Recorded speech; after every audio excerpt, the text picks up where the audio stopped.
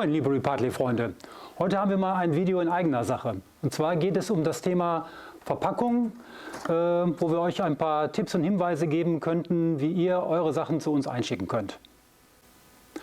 Anhand eines Beispiels möchte ich euch gerne mal zeigen, wie ihr uns die Elektroniken zuschicken könnt. Und zwar, was wir nicht so gerne möchten, ist, dass ihr Luftpolsterfolien verwendet, Styropor oder noch schlimmer Styropor-Schnipsel.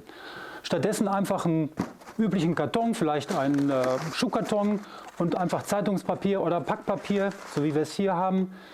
Legt die Elektronik einfach rein, das Packpapier oben drauf, einfach zukleben, man hat eine wunderbare Dämpfung, es wackelt nichts und so kommt die Elektronik sicher bei uns an.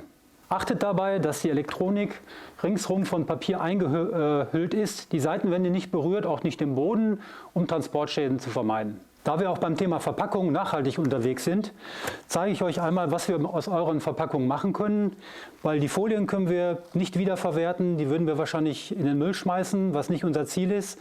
Und wir haben ein Gerät, mit dem wir eure Verpackung schreddern können und wieder als neues Verpackungsmaterial verwenden können, nachdem wir selbstverständlich alte Postaufkleber und so weiter wegen Datenschutz entfernt haben.